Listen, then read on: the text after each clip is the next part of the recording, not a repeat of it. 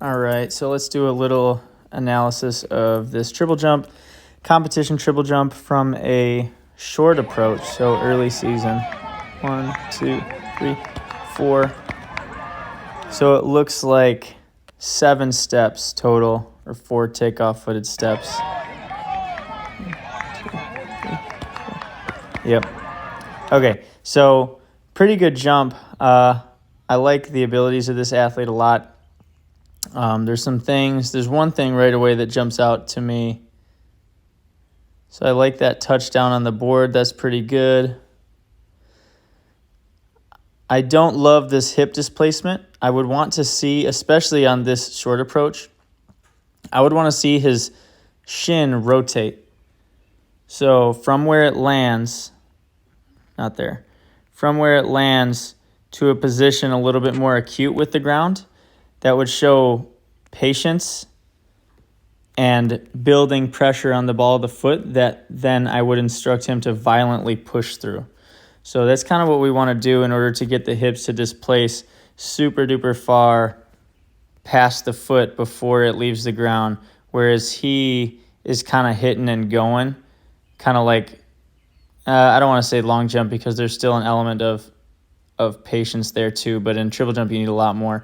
So for him, I would tell him that when he hits the board, it's not the time to go up. You've got to wait a second, feel pressure on the ball of the foot, let that shin and knee rotate forward for a touch, and then when you feel that ball of the foot pressure, violently straighten the leg through that pressure or push through that pressure more horizontally.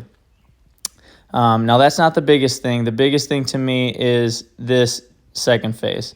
So if the whole jump is like 100%, his second phase probably takes up 10 to 15% of it. So this is just kind of a step. So the quality of the second phase is determined by the quality of the first. And because he pushed up a little high here, what comes up is going to go straight down. So it's really hard to get up on your second phase if you push too high on the first. So I probably wouldn't indiscriminately tell him, hey, you've got to push up on your second phase because I know that it's caused by the first phase.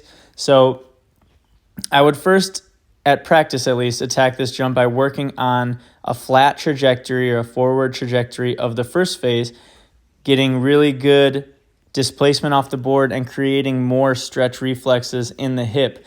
When you do that, when you create stretch reflexes in the hip and the quad by pushing forward and displacing well beyond the takeoff foot, so something more like here, this is probably extreme, but you kind of get what I'm saying here. You will create better stretch reflexes in the hip and the quad that will bring your foot through farther to the front.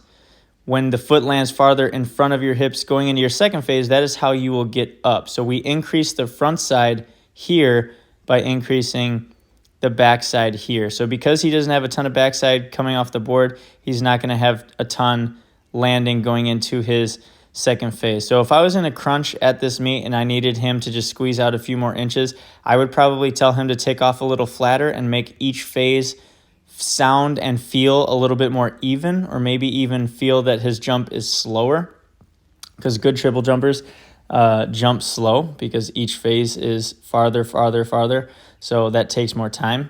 That is probably what I would say if I needed him to get it done in that moment.